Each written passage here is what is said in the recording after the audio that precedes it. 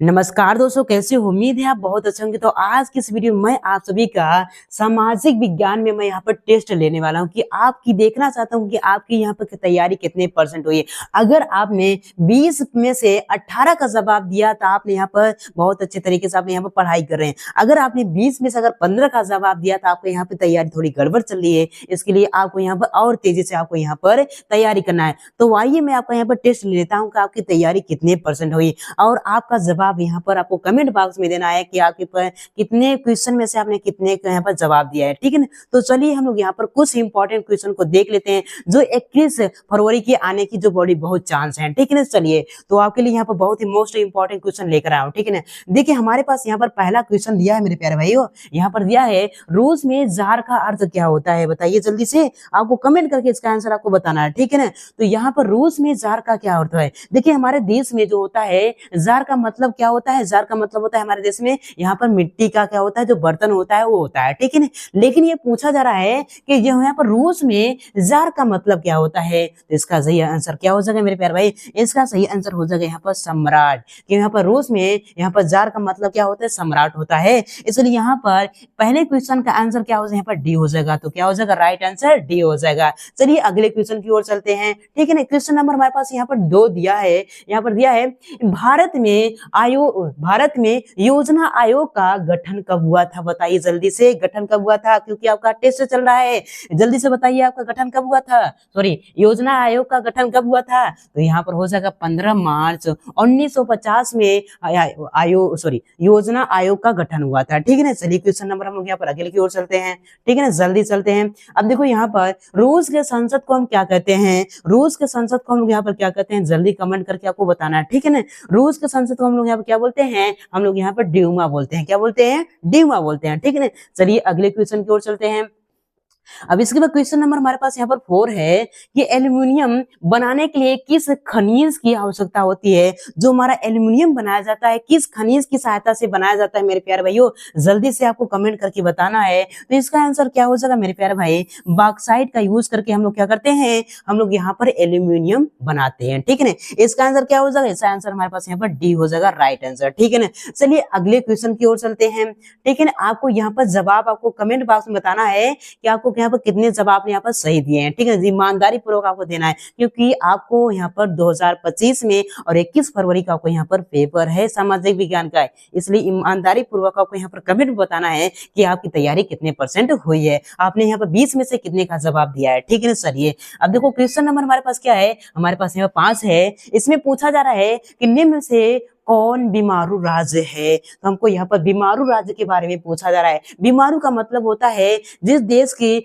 आर्थिक और यहाँ पर सामाजिक स्थिति खराब होती है उसे हम क्या बोलते हैं? बीमारू बोलते हैं। ठीक है ना? किस देश की यहाँ पर ये स्थिति खराब है? बताइए। यहाँ पर बिहार की भी बहुत ज्यादा खराब है, मध्य प्रदेश की भी बहुत ज्यादा खराब है, और उड़ीसा की भी खराब है, और उत्तर प्रदेश की भी खराब है मेरे प्यारे भाई। तो इसलिए यहाँ पर क्या हो जाएगा? इसका राइट आंसर क्या हो जाएगा? इसका राइट आंसर हो जाएगा मेरे प्यारे भाई, यहाँ पर क्या हो जाएगा? डी हो जाएगा। इनमें से सभी देशों की क्या है? यहाँ पर जो यहाँ पर बीमारू मतलब यहाँ पर आर्थिक स्थिति और यहाँ पर सामाजिक स्थिति क्या है? खराब है। ठीक है ना? चलिए अब इसके बाद हम क्वेश्चन नंबर हम लोग यहाँ पर 6 की ओर चलते हैं। क्वेश्चन नंबर 6 हमारे पास दिया गया है।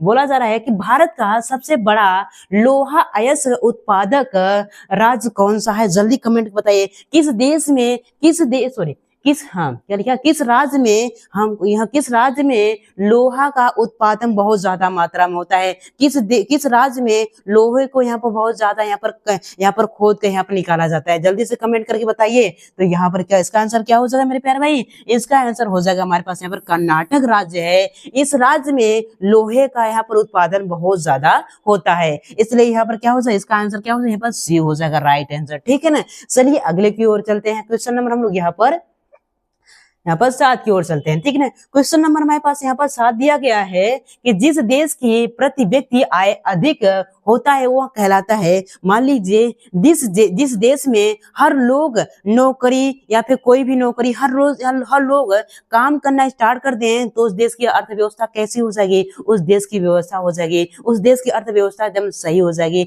मतलब वो कैसा कहलाएगा देश, वो हमारा विकसित देश कहलाएगा। कैसा कहलाएगा, मान लीजिए आपके घर में बहुत से लोग हैं और सभी लोग यहाँ पर काम करना स्टार्ट कर दें तो उस घर की कैसी हो जाएगी, वो घर की स्थिति यहाँ पर बहुत अच्छी हो जाएगी और हर घर मतलब उस घर की स्थिति बहुत अच्छी हो जाएगी और यहाँ पर गाड़ी बंगले सब मतलब यहाँ पर सब हो जाएगा तो घर कैसा कहलाएगा, विकसित कहलाएगा। इसलिए इसमें भी पूछा जा रहा है जिस देश की प्रति व्यक्ति का मतलब हर व्यक्ति जो कमाने लगे तो वो क्या हो कहलाता है, तो आप क्या कहलाएगा, यहाँ पर विकसित कहलाएगा। अगर यहाँ पर जिस देश में हर व्यक्ति अगर अपना अपना काम करना स्टार्ट कर दे तो क्या कहलाएगा, वो हमारा विकसित देश कहलाएगा। क्या कहलाएगा, विकसित देश है। इसलिए यहाँ पे इसका आंसर क्या हो जाएगा, इसका आंसर हमारे पास यहाँ पे ये बी हो जाएगा। ठीक है ना। चलिए अगले क्वेश्चन की ओर हम लोग यहाँ पर चलते हैं। ठीक है ना। क्वेश्चन नंबर हमारे पास यहाँ पर 8 दिया गया है मेरे प्यारे भाई।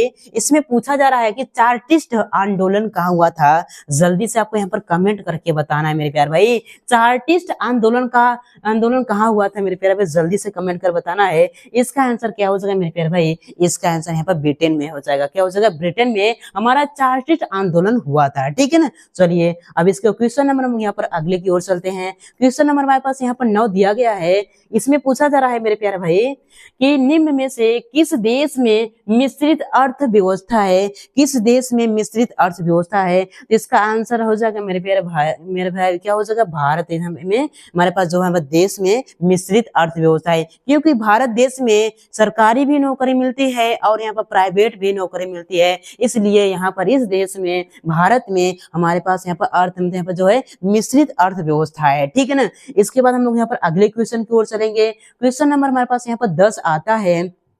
ठीक है ना। तो यहाँ पर पूछा जा रहा है मेरे प्यारे भाई कि महासागर तल में कंपन को क्या कहते हैं। जब यहाँ पर महासागर के तल में जब क्या आता है, भूकंप आता है तो उसको हम लोग क्या कहते हैं मेरे प्यारे भाई, जल्दी से कमेंट करके बताइए। उसको हम लोग क्या बोलते हैं, जब यहाँ पर महासागर के तल में जो भूकंप यहाँ पर जो कंपन उत्पन्न होती है उसको हम क्या बोलते हैं, उसको हम लोग यहाँ पर सुनामी बोलते हैं। क्या बोलते हैं, सुनामी। इसलिए इसका आंसर क्या हो जाएगा, इसका आंसर हमारे पास यहाँ पे सी हो जाएगा। ठीक है ना। चलिए अगले क्वेश्चन की ओर हम लोग यहाँ पर चलते हैं। ठीक है ना। अब क्वेश्चन नंबर हमारे पास यहाँ पर ये आता है 11। क्या आता है, 11 नंबर। ठीक है ना।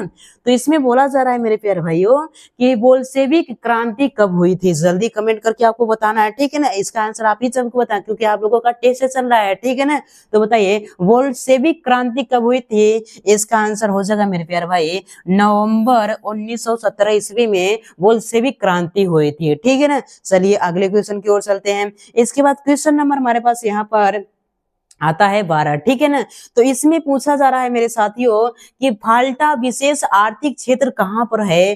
फाल्टा विशेष आर्थिक क्षेत्र कहाँ पर है। तो इसका आंसर क्या हो जाएगा मेरे प्यारे भाइयों, कर्नाटक में। कैसा है, यहाँ पर फाल्टा विशेष आर्थिक क्षेत्र कहाँ पर स्थित है, ये हमारा कर्नाटक में स्थित है। ठीक है ना। चलिए अगले क्वेश्चन की ओर चलते हैं। अब इसके बाद क्वेश्चन नंबर हमारे पास क्या दिया है, क्वेश्चन नंबर हमारे पास यहाँ पर 13 दिया है। इसमें पूछा जा रहा है कौन सी नदी बंगाल के शोक के रूप में जानी जाती है। देखो शोक का मतलब होता है मेरे प्यारे भाई यहाँ पर जब लोग हमेशा क्या रहे, परेशान रहते हैं। ठीक है ना।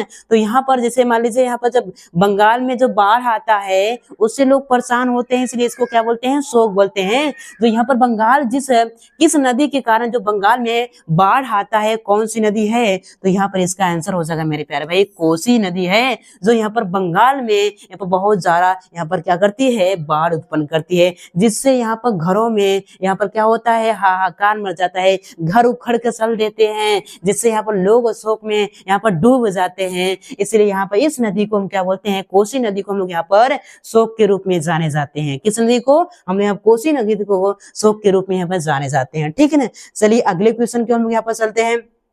अब इसके बाद क्वेश्चन नंबर हमारे पास यहाँ पर 14 दिया है। इसमें बोला जा रहा है कि सुंदरवन ये कहाँ पर स्थित है मेरे प्यारे भैया। सुंदरवन जो हमारा है ये कहाँ पर है, ये हमारा पश्चिम बंगाल में है। किसमें है, पश्चिम बंगाल में। इसका राइट आंसर क्या हो जाएगा, हमारे पास यहाँ पर ये राइट आंसर भी हो जाएगा। ठीक है ना। चलो अब इसके बाद क्वेश्चन नंबर हमारे पास आता है, हमारे पास यहाँ पर ठीक है ना। भूमि, शांति और रोटी, ये 3 नारे किसने दिए थे? जल्दी कमेंट करके आपको बताना है मेरे प्यारे भैया।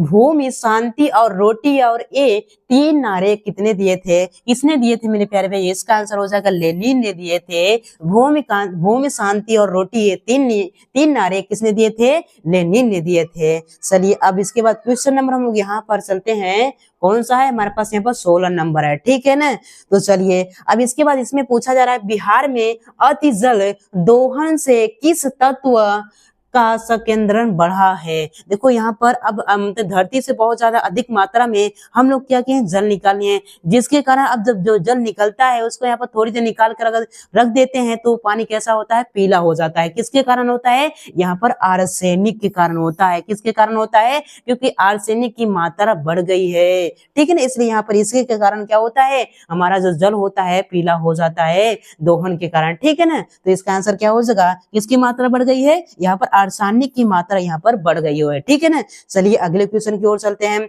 अब इसके बाद क्वेश्चन नंबर हमारे पास यहाँ पर आता है 17 आता है। इसमें बोला जा रहा है मेरे प्यारे भाइयों कि रिएक्टर पैमाना का उपयोग किस आपदा में होता है? जो हमारा यहाँ पर रिएक्टर जो पैमाना है, इस पैमाना का यूज किसके लिए हम लोग यहाँ पर करते हैं? किसको नापने के लिए हम लोग क्या करते हैं? बताइए जल्दी से। हम लोग यहाँ पर रिएक्टर पैमाना का उपयोग हम लोग यहाँ पर भूकंप के आने वाली जो यहाँ पर कितनी तेज से आया है इसको मापने के लिए हम लोग यहाँ पर रिएक्टर पैमाना का यूज करते हैं, ठीक है ना। इसलिए इसका आंसर क्या हो जाएगा मेरे प्यारे भाई? इसका आंसर हमारे पास यहाँ पे ये सी हो जाएगा, ठीक है ना। चलिए अगले क्वेश्चन की ओर चलते हैं। इसके बाद क्वेश्चन नंबर हमारे पास यहाँ पर 18 आता है। यहाँ पर दिया गया है मेरे प्यारे भाइयों, देखिए दिया है, देश के बांधों को क्या हुआ जी? चलो